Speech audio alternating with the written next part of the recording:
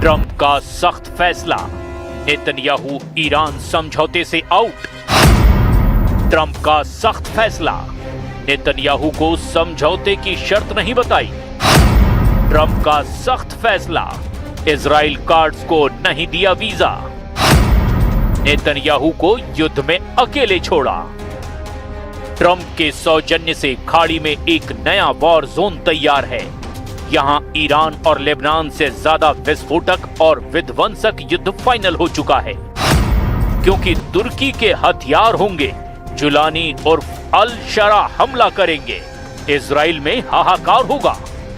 नए war zone में Iran को इजराइल की तबाही दिखाई दे रही है। खाड़ी में इजराइल के दुश्मनों में खुशी की लहर दौड़ पड़ी है, क्योंकि ट्रंप इजराइल पर भड़के हुए हैं। ट्रंप नेतन्याहू से नाराज हैं। ट्रंप नेतन्याहू की जगह सीरिया के राष्ट्रपति अहमद अल शरा और कमांडर जुलानी को अपना वॉर कमांडर बनाने जा रहे हैं। ट्रंप ने नेतन्याहू को सलाह दी है कि वो हिजबुल्लाह के सफाई का काम छोड़ दें। ट्रंप ने इस मिशन के लिए अहमद अल शरा को ज्यादा भरोसेमंद बताया है। That I can tell you. And I suggested to Israel to let Syria take care of Hezbollah. Because to be honest with you, I think they do a better job of doing it. Trump के तेवर बता रहे हैं कि वो Israel के लिए अब अपना एक भी हथियार खर्च नहीं करेंगे। ट्रंप खुल्लम खुल्ला कह रहे हैं कि उन्हें अब नेतन्याहू के किसी युद्ध से कोई मतलब नहीं। क्या यही वजह है कि ट्रंप ईरान से डील की सबसे जरूरी बातें किसी को नहीं बता रहे? ईरान अमेरिका डील के मसौदे को लेकर जो जानकारी सामने आई है, उसके मुताबिक ट्रंप बैकफुट पर नजर आ रहे हैं। अमेरिका और ईरान के शांति समझौते पर 19 जून को जिनेवा में आधिकारिक हस्ताक्षर होने वाले हैं, लेकिन अभी तक डील का ड्राफ्ट सार्वजनिक नहीं किया गया है। हालांकि सऊदी मीडिया आउटलेट अल अरबिया ने दावा किया कि उनके पास समझौते की कॉपी है।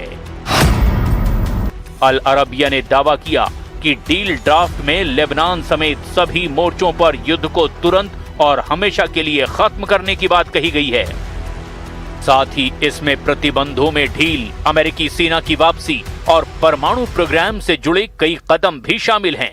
समझौते में ईरान को $300 अरब की फंडिंग का इंतजाम का जिक्र है, जिसे ईरान युद्ध का हर्जाना बताया जा रहा है। ट्रंप ने $300 अरब मुआवजे वाले दावे को झूठा कहा है। Is the text of the agreement now final, or are you still? No, it's false. That people, you can invest if you want. I mean, what am I going to do? Say nobody's ever allowed to invest? No, we're not investing. We're not putting up 10 cents, and people can decide to do that, but that's up to them. I mean, do you want me to say nobody's ever allowed to invest in a country? I'll say it with Egypt. Nobody's allowed to invest in Egypt. Am I supposed to say that? I'm asking whether we are not investing in it, and we do not have a fund. लेकिन ये बात कई sources से बार-बार सामने आई और इसीलिए doubt बढ़ता जा रहा है। अगर ईरान ने $300 अरब हर्जाना हासिल कर लिया, तो फिर युद्ध में वो विन विन सिचुएशन में आ सकता है, क्योंकि इजराइल को रोकने के लिए अब ईरान को जोर लगाने की जरूरत नहीं। इजराइल अब सीरिया फ्रंट पर उलझ सकता है। Gerekli diplomatik yöntemler kullanarak bir eylem birliğine dönüşmesi gerekiyor artık. İsrail bütün dünyanın kendisine karşı bir diplomatik eylem çabası içinde olduğunu gördüğü zaman adım atması mümkün değildir. क्योंकि सीरिया में वही होता है जो एर्दोआन चाहते हैं, क्योंकि कमांडर जुलानी एर्दोआन को अपना रोल मॉडल मानते हैं।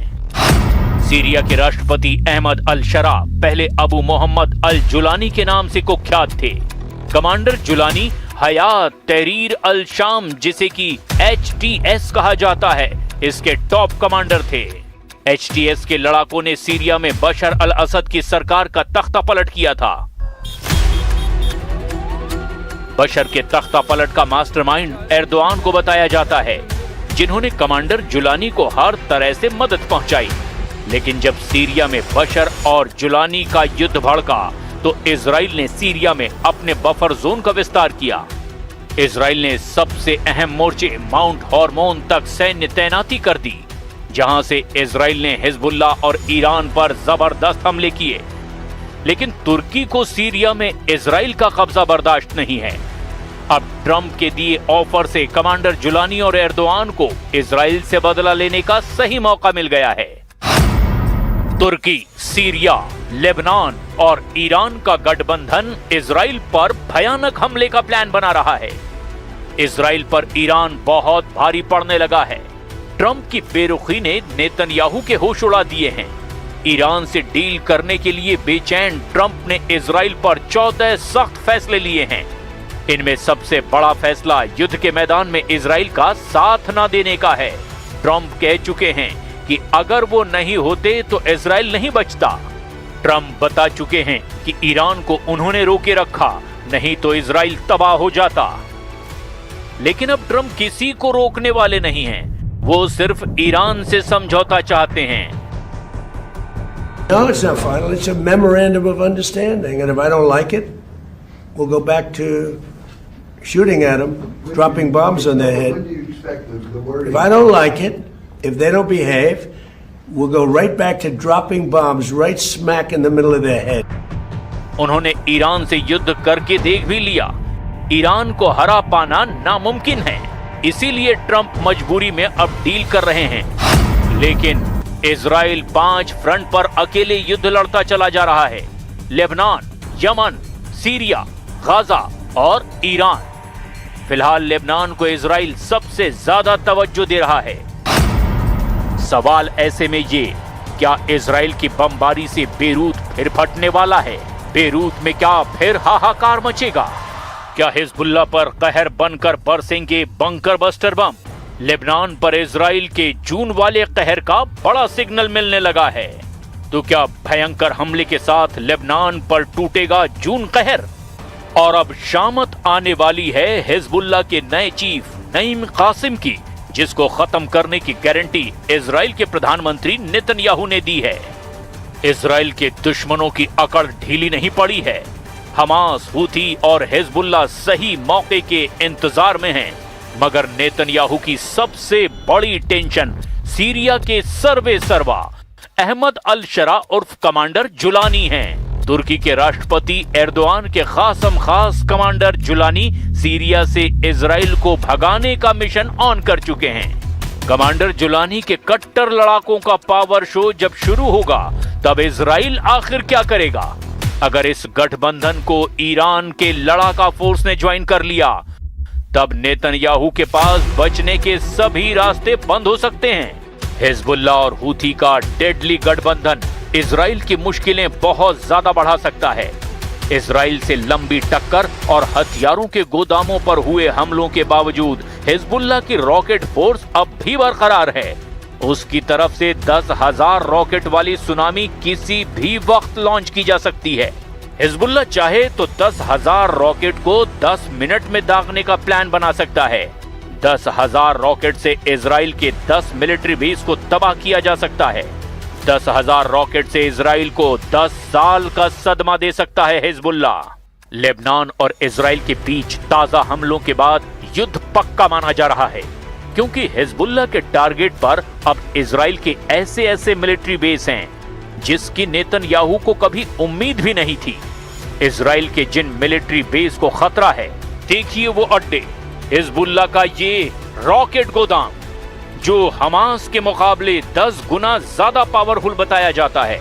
हिजबुल्लाह के कत्यूशा रॉकेट की रेंज 25 किलोमीटर तक है। ये 10 सेकंड में टारगेट हिट करता है। इसके आगे हिजबुल्लाह के पास है फजर 3 नाम का रॉकेट। रेंज है इसकी 45 किलोमीटर, टारगेट पर 35 सेकंड में पहुंचता है। हिजबुल्लाह के पास है फजर 5 रॉकेट, इसकी रेंज है 75 किलोमीटर, टारगेट पर यह 50 सेकंड में फटता है। हिजबुल्लाह के पास है खैबर रॉकेट, इसकी रेंज है 100 किलोमीटर, ये टारगेट पर 75 सेकंड में फंसता है। हिजबुल्लाह के पास है ज़िलज़ाल 2 रॉकेट, इसकी रेंज 200 किलोमीटर बताई जाती है। इसमें 600 किलो विस्फोटक फिट किया जा सकता है और ये 120 सेकंड में टारगेट पर पहुंच जाता है। यानी हिजबुल्लाह का रॉकेट का गोदाम पूरे इजराइल को कवर करता है। इसमें इजराइल का हर शहर रेंज में है। हिजबुल्लाह को रोकने के लिए लेबनान बॉर्डर पर इजरायली टैंक एक्टिव कर दिए गए हैं। ताकि रॉकेट अटैक के खिलाफ अगर कोई बड़ी कार्रवाई करनी पड़े तो इजराइल की टैंक ब्रिगेड फौरन एक्शन ले।